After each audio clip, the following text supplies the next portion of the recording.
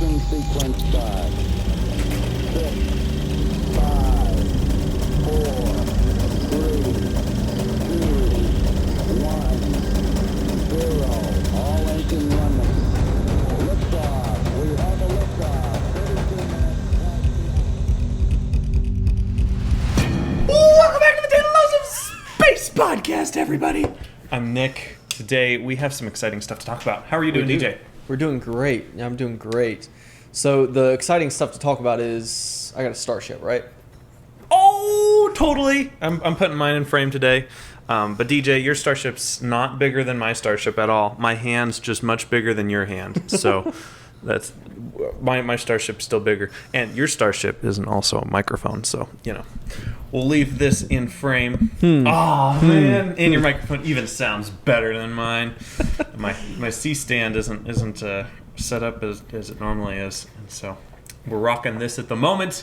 DJ, wow, what a week in space! I mean, Yep. you start off with one thing, and then we end off on another thing, and you just look back on the week, and I'm like, wow, all of this happened in 1 week. What a time to be alive! Yep. So, should we do the the obligatory Starbase update? Yes. Because So what happened in Starbase this week? Your boy is way too obsessed about this, so we'll start off with the most exciting news. We had the full stack BN3 Booster 3 rollout, so that was wonderful. Elon has confirmed, though, it's not going to fly, so a little sad, but okay. Elon said that with BN4, they have a lot of new improvements that are just not worth even trying to fly BN3, and so I'm all for that, but still sad. But they did move it out of the high bay, and they transported it over to test stand A, I believe. Yes. And so they were integrating it onto the test stand. Last I checked, they just removed it from Franken Crane, the LR11350 crane that is a monster. And one crane has been getting a lot of use. I mean, it was used to stack the seventh segment of the tower, which we'll get to in a second, and then it just turned around and went straight over to move the BN3 booster. It's a busy crane. Yeah. Elon's picture of it, like just moving out of the parking lot from the high bay, is it's surreal. I was getting serious Saturn V vibes, like total Apollo era. Yeah. Like, It looks straight up like CGI, this picture. yeah. Just something with like the blue sky, the green grass, and the stainless steel. It's just like, oh, wait a minute, Elon, that looks... Is the simulation playing jokes with us? Because I'm pretty sure this isn't real. Dude, like... We'll have to mount a Talos of Space fact-finding mission and go down to Starbase and see if any of this is actually real. Or maybe it's just a grand conspiracy. Never, because we know we didn't go to the moon, so it's possible. Yeah, of course we didn't. Just all those billions of dollars that we spent and many, many, many hours of footage and photos. Just No, we didn't go to space. Puff All faked. Man, this is the first real good look I've gotten of BN3 since it's just been sitting in the high bay, and wow. I let's just say my mind was blown, and I might have needed to change my pants after I saw the picture here. Basically, it's bigger than I expected, I guess. Is probably the easiest way to sum this up. BN3, I mean, you lose sense of scale at some point with spaceship stuff, so it's a little difficult to keep in mind that, things are bigger than you thought. But when it rolled out and you saw, like, the Red Rover transporter things that were transporting it, and, like, we're used to seeing that with a starship on top, and, like, they're typically, like, that much underneath a starship, right? And, they're 9 feet tall or whatever. Yeah, and it's just But, like, this one, they were so small in comparison with the rest of the booster. It's just like, wow, it's this like, is okay, huge. let's try to put it into scale. Okay, your starship's not size doesn't matter, DJ, okay? So... even like right here, I would not even be able to fit the bottom of or a booster in frame. They're big. They're big toys. They're Elon's big toys They're big. Are big down there. Did you see the render that RGV posted of like what the full stack will look like beside the tower with the Blue Origin? No. Beside the tower. Beside the tower, yeah. I'm not sure if I remember an RGV specific one, but I've seen tons of renders of a full stack next to the tower. Is there something notable about the one you're thinking of? It just looks insane when you see it sitting beside the tower. Because I think that Okay. has the 7th segment. That was like when this picture was taken, aerial when it was taken, when the 7th segment was being added. 1, 2, 3, 4, 5, 6. Yeah. So, it's, yeah, oh my gosh. Bro, wow. Good I job, cannot, RGB I aerial cannot photography, wait folks. to see that. Wow. Jeez. Yep. That's a big boy. Big boy with big flappies at the top. That's Big flap. that's so cool. That's huge. Okay, so we have BN3 rollout, and that was like already like earth-shattering news, right? We've been seeing this BN3 booster. It took a long time for them to make it, almost a month of construction. Ever since SN15 landed, we're like, okay, we have SN16 and BN3 in the high bay. We're gonna be going ready by July, yay! And No. here we are in July, and BN3 just rolled out, and it's no longer a flight article, unfortunately. Maybe it'll fly. Hopefully not, though. Yeah. Hopefully it does not. At this point. Hopefully they use inert gas, unlike whatever they used for poor SN4. Oh man. Yeah, so that was already like big news of the week. But DJ, we've been talking and kind of almost complaining about the fact that we haven't gotten many Raptors. Have you noticed that change over the past week? Yeah, it seems like they just have a conveyor belt going straight from Hawthorne down to Boca Chica, and it's just like drop one. That's drop what it's one, feeling like. Drop one. That is what it's feeling like. So Elon said about 6 weeks ago that they bumped Raptor production up to one every 48 hours. But by my count, in the past 6 days, we've gotten 6 Raptor engines delivered. So by my count, over the past 6 days, that's one every 24 hours, Yeah. Elon. Good on you. Obviously, their production rate is different than their testing schedule. So we have some pretty exciting news, though, with these Raptors. They're not just normal Raptors, and Raptor's still pretty nebulous as far as its capabilities and its final design. They're still tweaking stuff. They haven't achieved the final iteration like they did with the Merlin a while ago. And so we saw 2 new models. Obviously, last week we did talk about the RVAC, which is kind of outside of what we're talking about at the moment. So we have 3 new models. So there's the RVAC, the standard one, which is also kind of going to be now renamed Raptor Center, or RC. And then we also have a new Raptor Booster engine. And this is the first time we've seen a booster version of the Raptor. Basically, the booster, right, is going to have 29 on the first launch, 29 Raptor engines, 9 in the center in kind of an octagonal shape, and then 20 in a ring around that.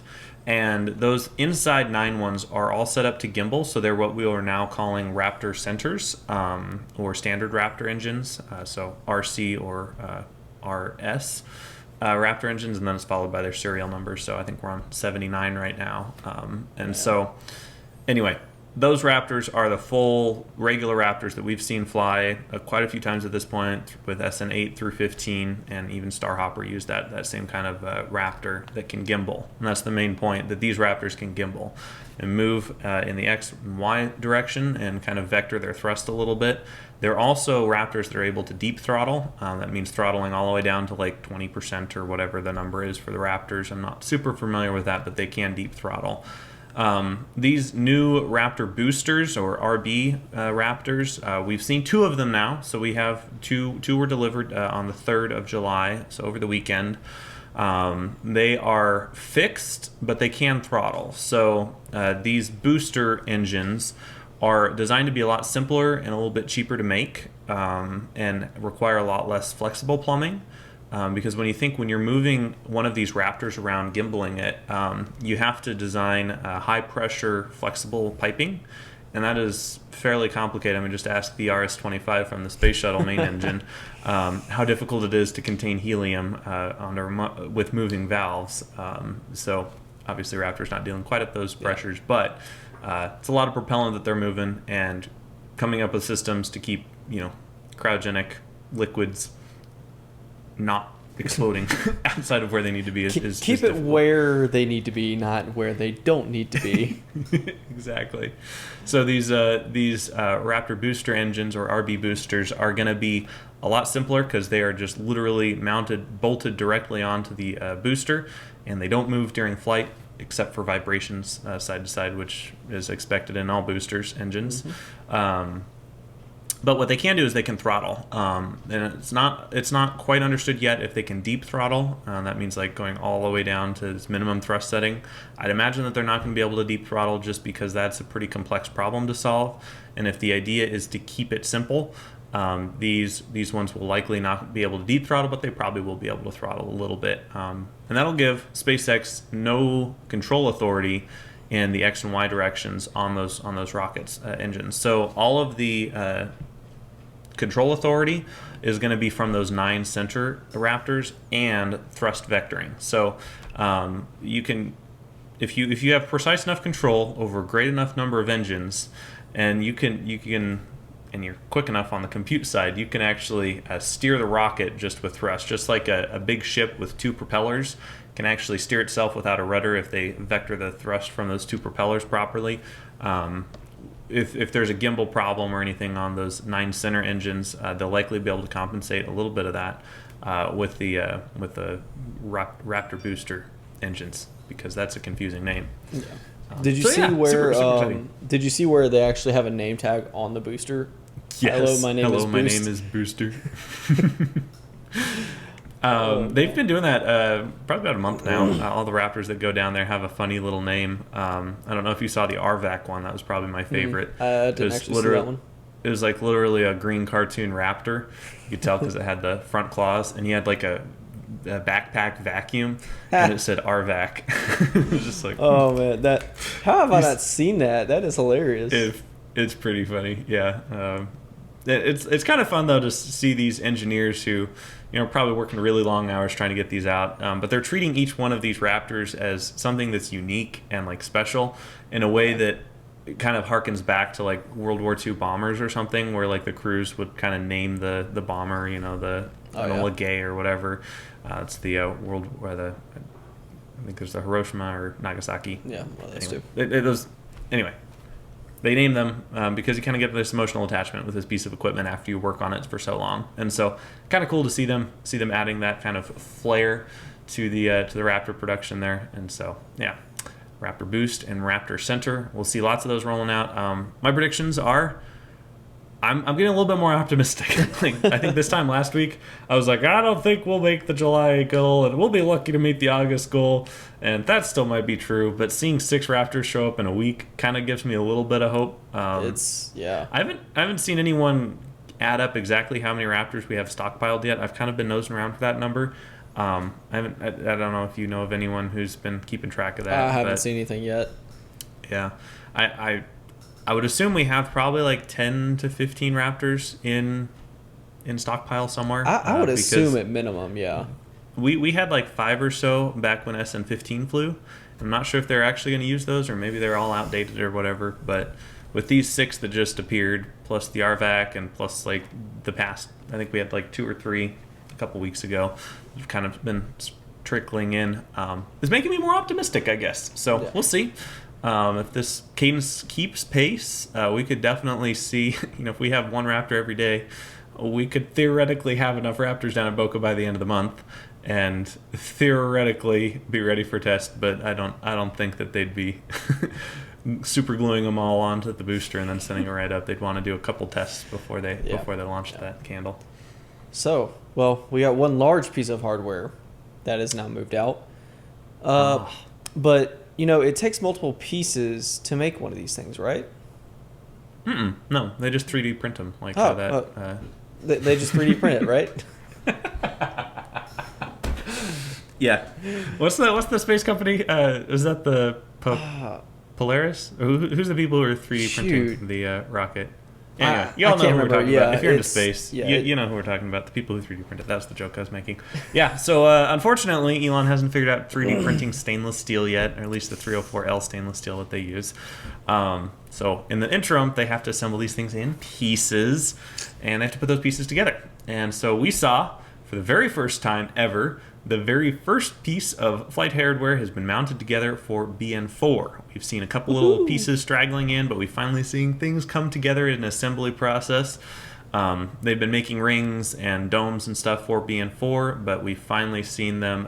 It's called sleeving the dome, the common dome, and so that's basically sticking a ring around the common dome, and that's the first piece to be integrated on the BN4 booster. So it's exciting to think, BN3 is a great achievement and everything, but Elon, I think, tweeted a couple days ago saying that BN4 is going to be a lot faster to assemble, just because they learned so much with BN3's assembly process. So hopefully we get those improvements. And, I'm going to say it right here on the show, DJ.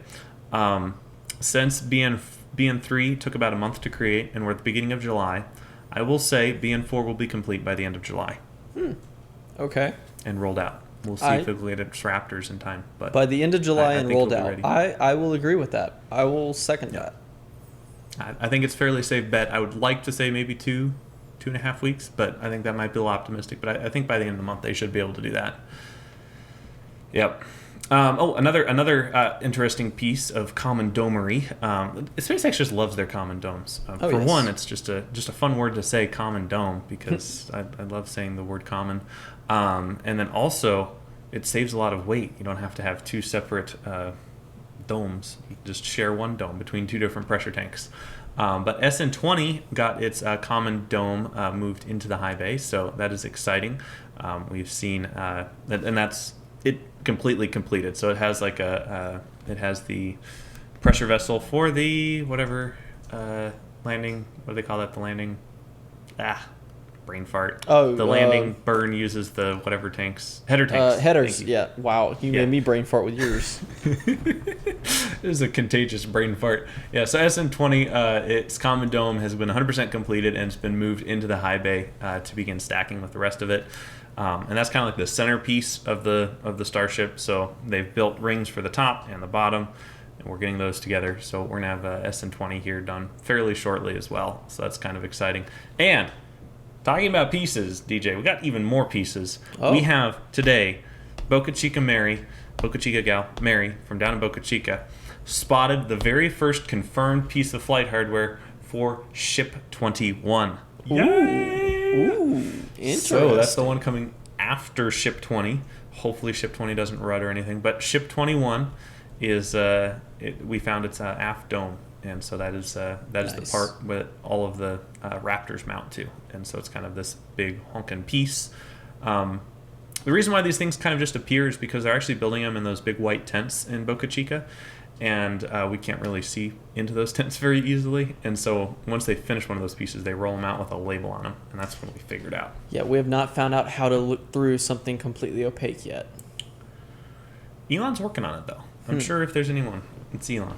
Working on his X-ray vision, because he's literally Iron Man. And the final piece of news down in the Starbase, because we're talking about pieces being put together. Tower Segment 7 came up, and it was mounted by Mr. Frankencrane himself, and it is now a part of the Launch Tower A, which is kind of cool. So good on you, SpaceX. One more piece to go.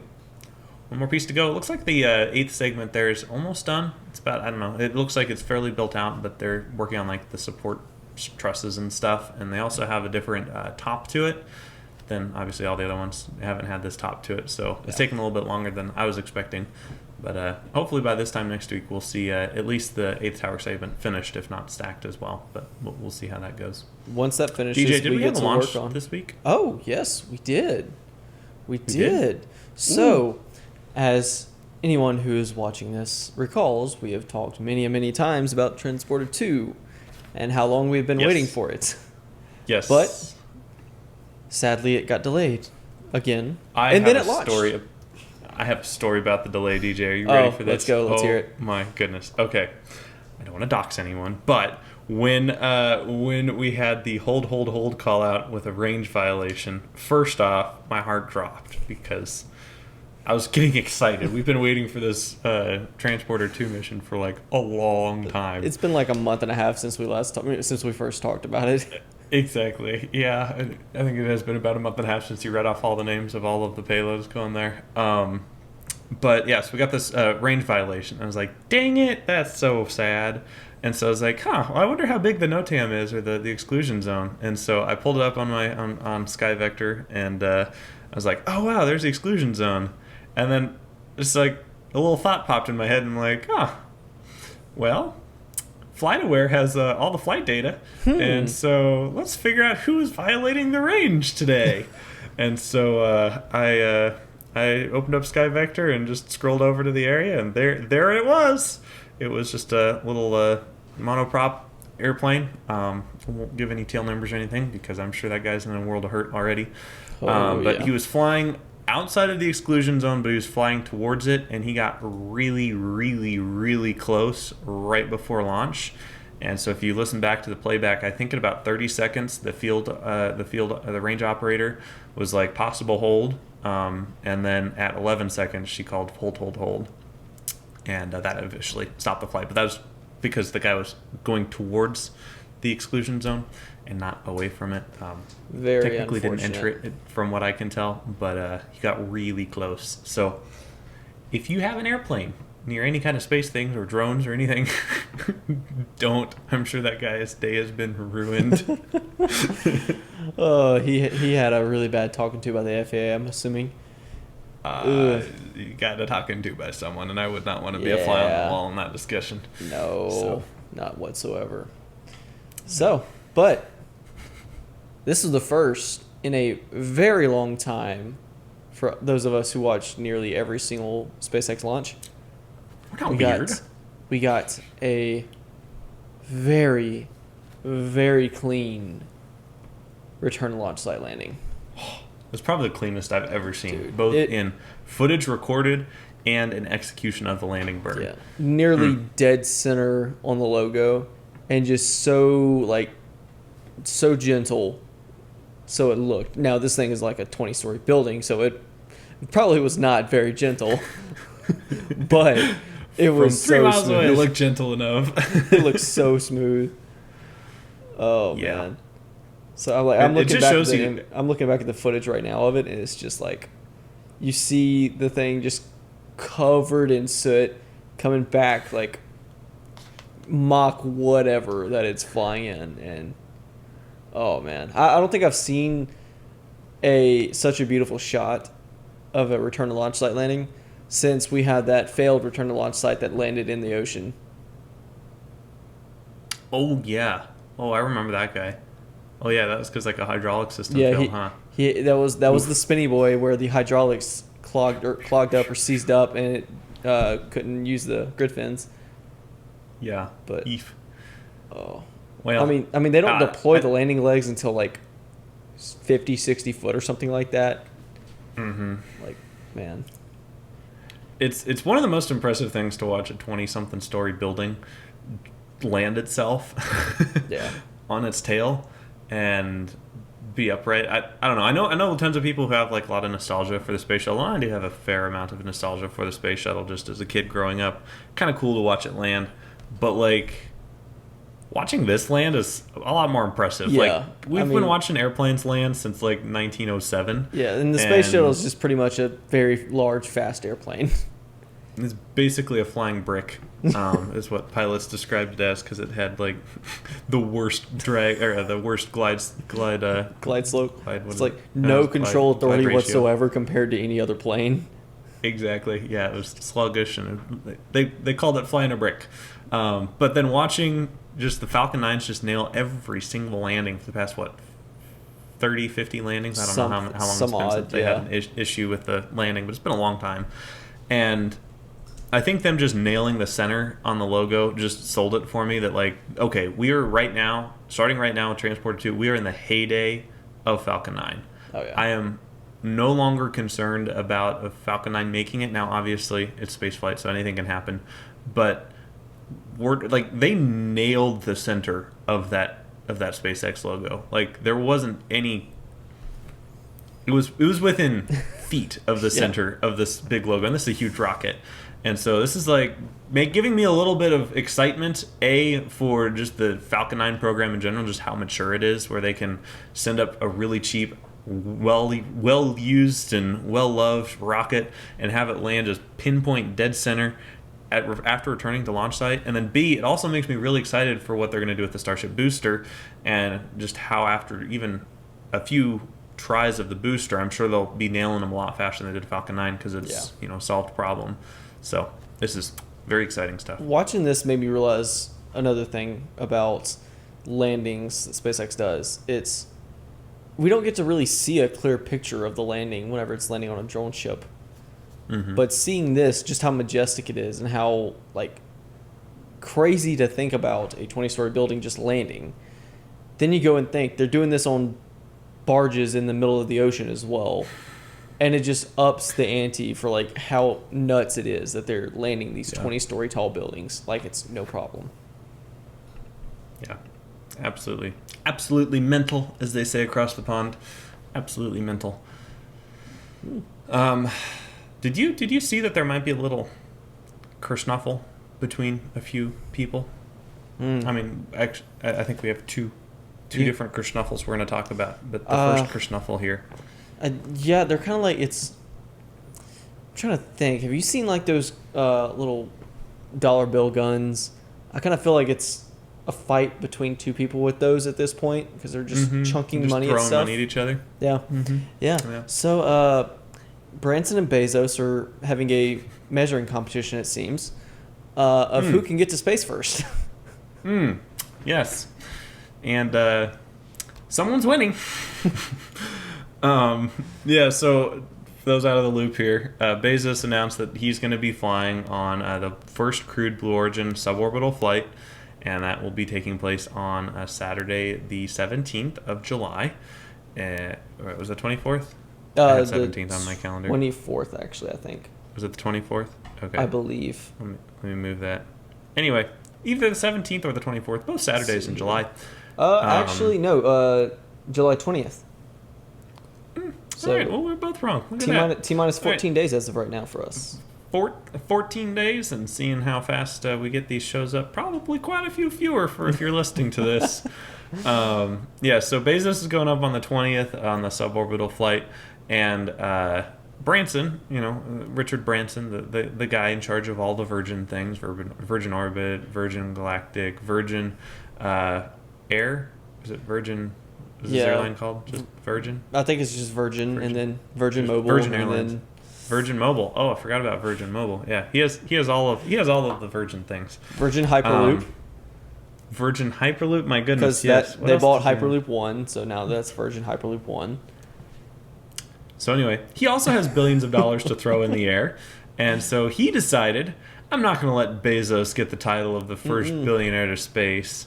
Well, maybe, I guess, privately funded billionaire going on his own rocket. So Bezos was like, I'm gonna steal that crown. And so he announced, after Bezos announced, Branson announced that he's going to be flying up even sooner on his own Virgin Galactic something 2. What do they call their ships? It's the VSS Unity 22. Is okay. So it's Spaceship 2 is what the thing is Spaceship called. 2. Thank you. But the flight 2. is VSS Unity 22. So that's also going to be the first crewed mission with passengers for Bezos's company. Branson's company. I'm getting them confused.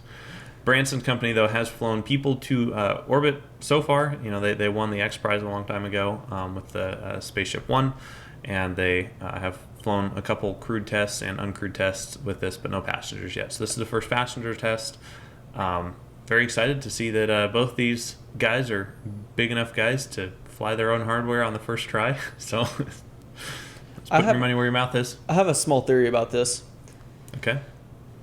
He's been ready to do this for a good while, but being that they've already done their suborbital flights before with crew on it, it probably wouldn't have made as big of a splash. To whereas if somebody, Bezos, comes along and says, hey, I'm ready to do my flight, he could just sweep up, steal the spotlight from him, and get it done beforehand. Hey, I'm all for that. It's so much fun to. I'm not. I don't really have too much against Blue Origin. After I think we talked about it a couple episodes ago. What I do have against them, but other than that, nothing against Blue Origin. But it's just fun to watch like actual competition in space at the moment. Like not just. HLS is going to be giving the contract to SpaceX instead of the national team or whatever. Like that kind of competition is less tangible. This is like real like guys putting their kahunas out.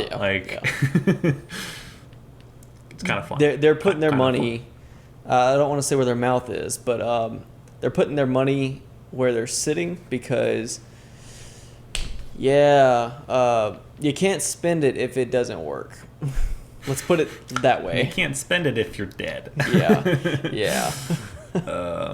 Yeah. So you'd mentioned real quick though about Blue Origin's rocket comparing up with the other ones. Did you? I know we're gonna go back to SpaceX real quick. Did you see that comparison picture? Yes. Between the 18-meter Blue Origin booster and the full stack Starship at 120 meters. I want to try to. So, again, we'll bring this out. I love my new toy. Okay. Yeah. Me too. The flap. That's about how big how big New Shepard is. Mm-hmm. Mm-hmm. Now add this times 2 plus some. Yeah. And then stick that on top again. Yeah. Yeah. It's basically, Blue Origin's New Shepard is 18 meters tall, and Starship Full Stack is 120 meters tall. Plus, Elon confirmed a 3-meter extension at the bottom because he said the Raptors stick out underneath the booster, and so it's even taller when the booster, the Raptors are mounted. So, kind of crazy. That's a lot of difference there. I think when you're. Yeah, when you're looking at it out of context, and obviously one's round and one's pointy, so one will strike fear into our enemies. When you're looking at these two rockets out of context, it kind of is funny and comical to like see them in context with each other. Yeah.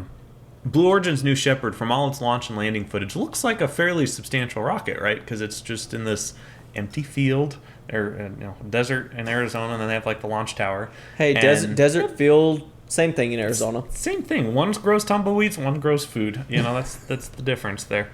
But out of context, New Shepard looks like a fairly good-sized rocket, and you would be, if you just watched the media coverage of it or just saw their promo videos, you'd think, wow, New Shepard is the greatest new rocket ever. Sure, it's kind of round at the top, but it's so cool and amazing. But, then you put it right next to Starship, and you're like, oh, this is literally 10% the size, less than 10% the size of Starship. We wonder why Elon is winning. It's like Falcon 9, or Falcon 1, sorry. It's like... Literally Falcon 1. I think it's actually even smaller than Falcon 1. It's shorter, but it's a lot fatter. Oh, it has a lot more payload capacity to suborbital. But anyway, it's like this is their first version, right? This is the Falcon 1 of Blue Origin, and they're just now finishing it, which is kind of sad. Yeah. Anyway, but excited to see that we got not only Bezos going up, but who's Bezos bringing along? He's bringing his brother. This actually answers the age-old question, DJ. What's that? I'm going to space, and I'm bringing my brother. Is that like little school rhyme where you go on a trip and you're taking a... Or were you in Miss Frizzle's class or something? Because I don't remember that one. I probably was, actually. I was Arnold. All the time I was complaining about the safety standards on the Magic School Bus. Man, so I'm going to let you have this one because you saw this first. But I did? This is really, really cool. I love it when I break news to you, DJ. Makes me so happy. So basically, you ever heard of Miss Wally? Miss Wally Funk? I did when I read the article. See, me too. I hadn't heard of Miss Wally Funk. I had heard of the Mercury 13, which, a little history lesson, Mercury 13 was a group of women who were selected alongside the Mercury 7 astronauts by the same doctor who selected the Mercury 7 astronauts, but they were not selected by NASA specifically because, sexism in the 60s.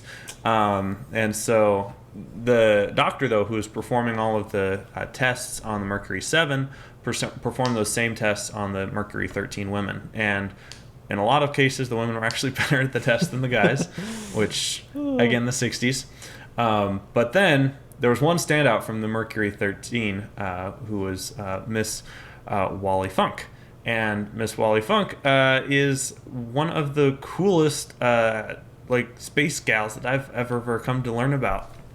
She had an extremely established career even back in the 60s, flying everything from up to a jet aircraft. And that was the big qualifier for space flight.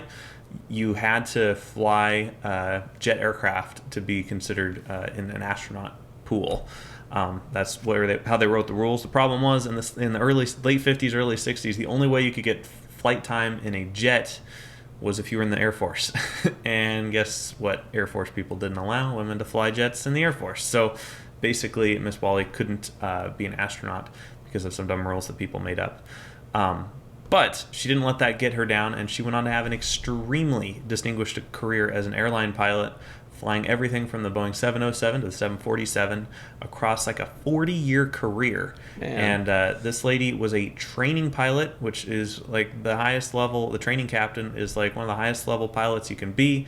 Extremely experienced. I don't have the number of how many flight hours she has. It looks like it's 19,600. 19,600 flight hours, which your typical like really well-rounded like career pilot, airline pilot's gonna have like 9,000 flight hours. Yeah. Let's see what this is in days. Divided by 24. That's 816.666 repeating days flying. Wow. That's over 2.5 years of flying. Yes. That is impressive. Divided by 365.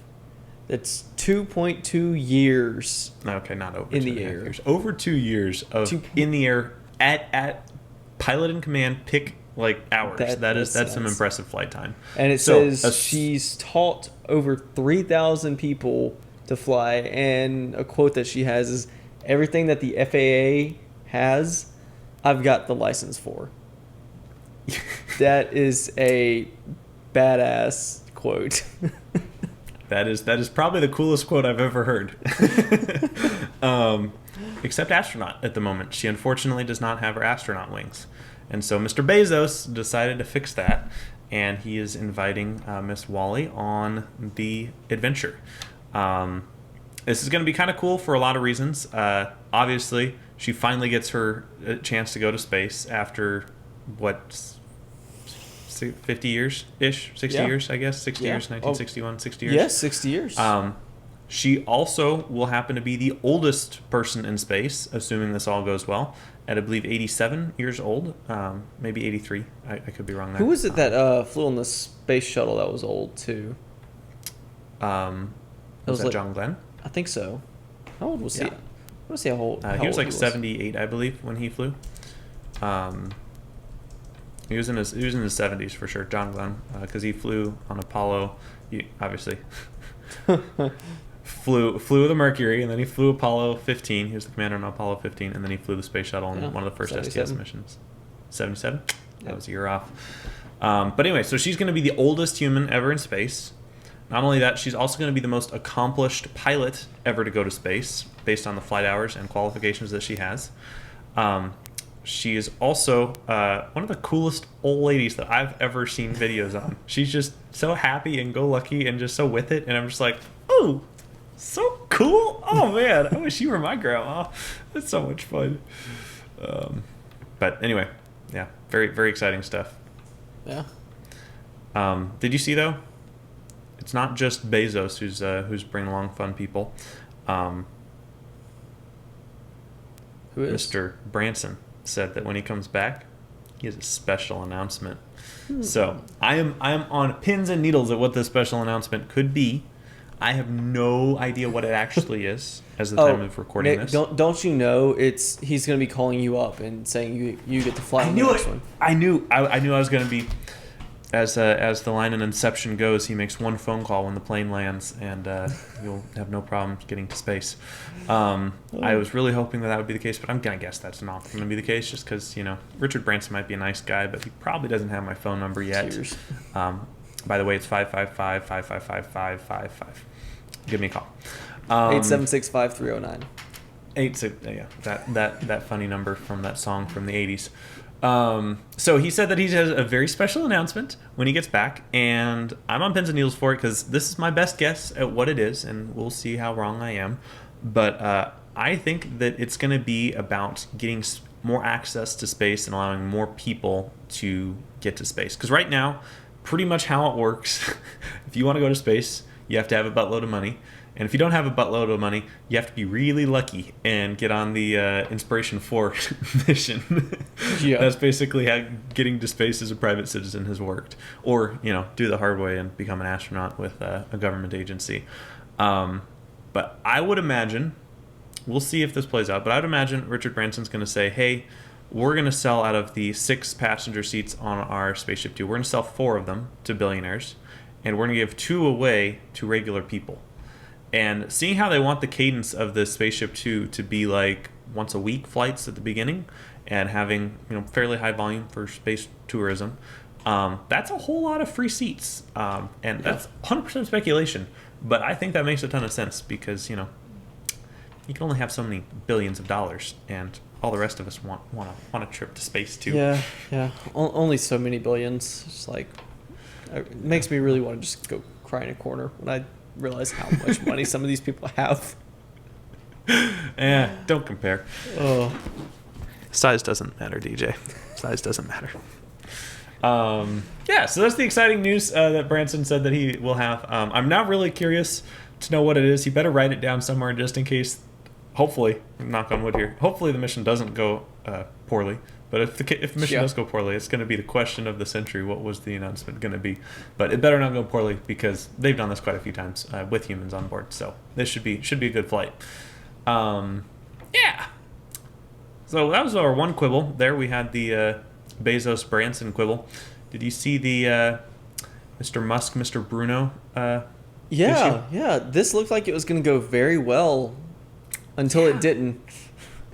Yeah. It was a fun tweet thread to join up on. I think it was Wednesday night. I was at an event and I came back and opened up my phone. I'd obviously seen the notifications on my watch come through that Elon had tweeted, but I was busy and hadn't been checking my phone. So I got in and I opened up Twitter and I clicked on Elon's tweet and took me to the first tweet of the thread. And him and Tory were going at it. That's the ULA CEO, and they've had in the past a fairly good competitive rivalry, I'd say, but they're always very friendly with each other. Tory Bruno is like he's like one of the coolest guys. Like besides Elon, if I could pick someone, besides Elon and Rocket Lab guy, what's his name? Peter Beck, yeah. Besides those two guys, I would want to have a chat with Tory Bruno from ULA, just because he's like such a fun guy to be around. Like he's done like behind the scenes tours of the rocket production stuff. Have you seen the Smarter Everyday tour video? Mm-hmm. That was so nice. That was so cool. He just seems like a legit guy who I could have a cup of coffee with and just chat about life. But Tory's always been very positive on Twitter. Like I can't really count any times he's been negative on Twitter, but I don't follow him as closely as I follow Elon, so perhaps I'm a little biased. But overall, Tory always been very positive, even when discussing differences. And so Elon and Tory started going at it on Twitter and it seemed to be going well. Tory was somehow Tory and Elon were like, hey, we should go visit each other's factories and just for fun. And Elon was like, oh, should I bring some engines for you? Because the Vulcan isn't quite ready yet because it's waiting for a certain upper stage from a certain Mr. Bezos. Yeah. But Tory took that in good faith and was like, yeah, sure, bring a few with you. And it was like, oh, fun banter, right? And then Elon was like, yeah, ULA sucks because they have all the bureaucrats in the government just giving them money and contracts, and we're over here trying to make a scratch living together from all these. I'm just like, oh my gosh, Elon, stop it. It turned from a very, very interesting interview video, if that could ever be one, Mm-hmm. to Elon throwing that opportunity out the window. Like, whenever Elon said, "Should I bring us Speedfarer engines?" Tori's response was, "Thank you for the kind offer, but I hear your birds fly with quite a few. I don't want to leave you short-handed." Right? That's so Tory. I love it. Like he took it as a kind of compliment, but he also shoved it back, but in a very nice way. And do you have the thread up? What was Elon's exact response on the government thing? See, I'm trying to pull that up, but I can't actually go back that far in Elon's Twitter for some reason. Uh-oh. Well, anyway, basically the whole thing can be summarized with that gif that meme of that guy saying, "That's not very nice of you," but instead of saying very nice, you just say, "That's not very team space of you, Elon." Ugh. Elon. Jeez. But yeah, like it just went from, yeah, let's go, to, oh, okay. Elon. He pulled that out of nowhere. No, Elon, don't do it. Yeah, Elon. That's Elon though, right? Like Yeah. he can be Elon. I'm scrolling back to it and I can't find it, but yeah, basically it just turned backwards really fast. Yeah, because that would have been a really interesting talk Yeah, I between think those two. even Tim Dodd was like, "Hey, I should Yeah, can I be a fly on I'd love the to wall?" host both of you."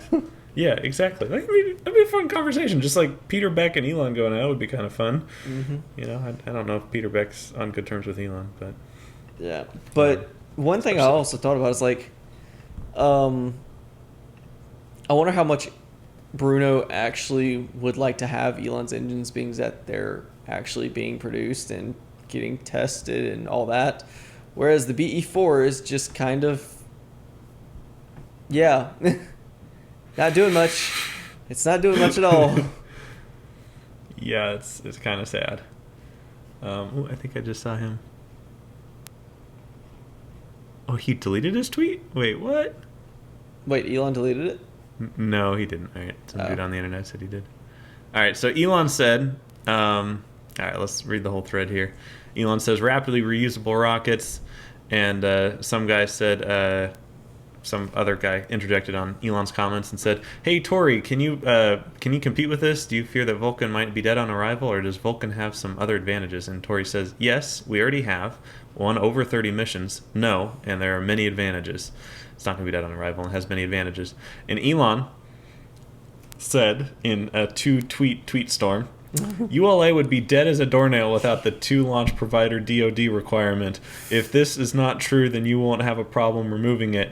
Your parent company Lockheed darkened the skies with lobbyists to ensure the F-35 was single source. Seems a little inconsistent. Now, this sort of nonsense happens all the time with government contracts and everyone knows it. However, in this case, it is monetarily diverted from making life multiplanetary, which is the goal of SpaceX, versus ULA's goal of maximizing dividends for Lockheed and Boeing." Oh my gosh. Elon. Shots fired. Oh. Real I mean, he didn't say big anything shots. factually wrong, but like, Elon, oh no, be Like, nice. I feel sorry for Bruno Down dog, because I down would dog. love to see what he could do unchained from the parent companies and just like see what would happen. But at the same time, I also think that nothing would happen. Yeah, unfortunately. But dude, that I'm glad I Ow. found that tweet storm.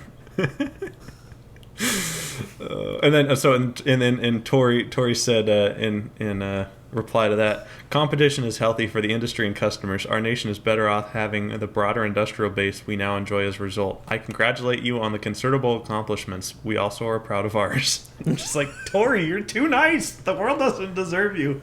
Elon like clocked you upside the head, and Tori was just like turning the other cheek. I'm just like, wow. He's definitely a Southern guy, because that. I'm sorry, but anybody north of the Mason-Dixon, if they had that said to Yep. them, they probably would just come back slapping. But an Alabama boy, Yeah. he's just like, "Let me drink some sweet tea. Get out of here." Yeah. Yeah. And I don't know. At the end of the day, Elon said everything that Elon said was true, but he just like said it in the most brash way possible. I'm just like, oh, Elon. It also Please don't do that didn't again. completely sound like boilerplate from ULA. At least Tory could just kind of make it personable. Yeah. So So anyway, that was that. I was really looking forward to reading some nice tweets back and forth, but instead I was given that. oops. Are you in the stock market, DJ? That I am. But Oh. currently I am grounded in the stock market. Grounded on Tesla, huh? Yeah. Just all the ground-based vehicles. That stock's So- doing terribly, by the way. You should totally get out of Tesla. Oh, They're just going just- nosediving. Absolutely. But hopefully in the near future, I can be flying with the stocks. Oh, okay. How so? If you haven't heard, well, where did my article go? Go back to it. Love when this happens. But Astra, to become the first space launch company to trade on the NASDAQ. So, Yep. I am always confused when it comes to the stock market because NASDAQ and the New York Stock Exchange, I'm like, how can they be very two different different entities. How can they be so different, but they do the same exact thing? And what? Make it one Yep. thing. But The NYSE is old and archaic. yeah. So it's supposed to bring in about $500 million in cash, which, whenever you're comparing it to a space company's budget and their needs, is kind of minimal, I would think. But it actually already started trading on Thursday, July the 1st. So it's first launch company. Let me see if I can find where they, if they said what they started trading at. I do not see that. But hey, if you're into the stock market, allegedly, let me preface this. You can get into it if you want to. I don't think it's going to go very well, but have fun. Yeah, so I believe Virgin Orbit is public, or at least has some presence on some markets, because I think Randy's talked about his experience investing in Virgin Orbit, and he's like, it's been up and down. Maybe it's for Virgin Galactic. I can't remember which one is public, but Randy's on one of the Virgin shareholders lists, and he's been less than pleased with the ups and downs that the rocket industry provides. So I totally understand why SpaceX doesn't do it, and I understand any company who doesn't. I would have to kind of question Astra why they think they should. Obviously, if they need the money, fine, throw it out to the investors. But let's just say most investors don't have the appetite for RUDs. So when you do that, you're kind of tying the success of your business and stock to the success of your flight, and that's really the last thing you want when you're a fledgling rocket company just trying to get their first few to orbit. So it looks we'll like see. they started at 1046 and are currently at 1547. So they've grown a little bit. And it's didn't just plummet like some other stocks that we've seen come on and just absolutely tank. But hey, if you want to put your money where your mouth is with Team Space, you can do it. There you I go. don't advise it, but you can do it. We are not financial advisors, so never construe anything we've ever said as financial advice. Also, everything I've said is legally a joke, so gotta fit that in this episode. Yep. But at least this stock has the potential to go to the stars. But unfortunately, something much bigger has the potential of coming from the stars down to the surface. And you got to be real careful about that. Did you see the aptly named? Bigger. Yeah, did you see the aptly named Comet C2014UN271? Ah, yes. How could I not have seen it? It's Oh, 62 miles wide. Oh, what? You parking that in your backyard? That would take up all of Memphis if I did that. Also, Memphis would be vaporized before it touched the surface. Oh, so what we have here is a new mega comet that was found and may be the largest in recorded history. So Wow. it's 1,000 times more massive than the typical comet, and it is nicknamed Bernardini. Gargantua. Bernardini Bernstein. So it's after its discoverers. So they were University of Pennsylvania grad students Pedro Bernardini and astronomer Gary Bernstein. So they say it's about 62 miles. Has a diameter of 62 miles to 124 miles. So yeah, That was the conservative estimate. Oh, yeah, wow. yeah. So it's big. But it's a rough estimate of what the comet is. It's very far away from Earth at the moment. So it was based on how much sunlight it Hopefully it stays reflects.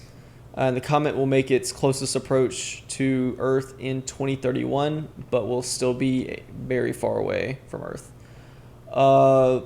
Let's see here. It was, of course, slung from the Oort cloud, and that is around 40,000 AU. So the astronomical unit, basically from Earth to the average distance to the Sun that the Earth is in its orbit. How many AUs? 40,000. That's about that's the Oort That's cloud. it's like measurement in parts of light years territory. Yeah, That's yeah. huge. That's how far away the Oort cloud is. So it's, let's see here, is so the other thing aside from how big it is the fact that it hasn't visited the inner solar system in 3 million years, according to its orbit trajectory. Wow. So yeah. Hopefully it stays that way. That was when our human ancestor Lucy was walking around. Wow. If you Wow. have ever seen anything about that mummified thing. It came off on a scan of the Dark Energy Survey, which is a wide field 570 megapixel CCD imager at the Mount Blanco 4 meter telescope at Cerro Tololo Inter-American Observatory in Chile. Okay, so there we go. It's in Chile. So yeah, this was massive, and I think they actually caught this back in 2014, which is why it's named C/2014. Yeah. Big rocks out there. Yes. Massive. Wouldn't necessarily want that to come anywhere close to the inner solar system in my lifetime, but it sounds like if it's only been 3 million years, we might have a few generations to get life interplanetary. Yeah. So to put it into perspective, it would probably make a second or third or fourth moon for whatever was left of the Earth if it hit Earth. Yep. So you thought the dinosaurs had it bad. Mm-hmm. Yep. This is why Elon wants to make life interplanetary, folks. Yeah. So because if we get vaporized, there'll still be someone left. Yep. And it also says it's located about as far away as Uranus, or 20 AU from the sun right now. So yeah. Well, hopefully it stays that way. Mm-hmm. Yep. But a telescope found this, and there's a new one being built. Really? Yes. To replace Arecibo? Sadly not. But this is This is called the Square Kilometer Array. So we thought Arecibo was big. This is big too. Sadly, it's not just one big massive dish in a crater like Arecibo was. Sadness. Yeah. But we do have a telescope that's been planned for roughly 30 years that's finally being built. This is the Square Kilometer Array Observatory, or SKO, or SKAO. It's going in South Africa and Australia. So it's measuring between 70 megahertz and 25 gigahertz. And it's 197 15-meter dishes between the two sites. So the Karoo Desert in South Africa. Well, actually, that's 197 dishes in South Africa. So, yeah, and they're played. There you go. It's gonna be a big site. I'm all for more telescopes to see more stuff in space. That's kind of cool. Yep. I was obviously really sad when Arecibo died, but it sounds like maybe we'll get a little bit of the capability back. Not the same 800-meter dish, which was absolutely epic to see, but still have a little bit more X-ray availability there on the spectrum. Yep. But Cool. this is said to have be able to see distant radio waves that are 13 billion years to reach Earth. Wow. So pretty much the beginning. Yep, pretty close. That's a long time. Mm-hmm. Very old waves. Interesting. I know it's not in our notes here, but I was just scrolling through space Twitter as one does, and it looks like Cargo Dragon's not going to be leaving tomorrow as they were hoping. It's not going to be leaving on the 7th because of weather in Florida. So if you're a watcher for the returns on that won't be coming back till later. Final thing on our docket here, Mr. DJ, is the only official way to keep a large comet away. I believe this is scientifically proven. If everyone on Earth started singing this one song, then there would be no comets to come anywhere close to Earth. You want to sing it with me, DJ? Let's go. On a count of 3. 1, 2, 3. Baby doge do do do do do do do. Baby doge do do do do do do. Baby doge do do do do do. Baby doge. Okay, we need to end the show there because we lost all of our 2 viewers. See you guys in the next one. Bye. Sorry, I didn't give you a chance to say any closing thoughts. You Do good? you have any closing thoughts? Let's see. There is one thing that is fairly cool. Okay. Starlink's getting a new cover of some sort. It's showing the transfer orbit from Earth to Mars. It looks like it's on the little Wi-Fi box. I saw that. Yeah, was that on the box or was that on? It looks like the actual what you call it, router access point. There we go. Oh, Yeah. I thought that was like a big display mount for. Oh, dude, that's so cool. Yeah, because I'm looking at the bottom of that image, and it looks like that's the kind of like the base plate of the router. I'm glad you pointed that out. I thought it was like one of those pop-up, like at events or whatever. They'll have those roll-up like posters or whatever. I just didn't have any scale, but I see that now when you say that. When you zoom real close in, it looks a little smaller. Yeah, so that looks pretty cool. All right, guys, thanks for joining us. Yep, Have a there good we one. go. Bye. Bye.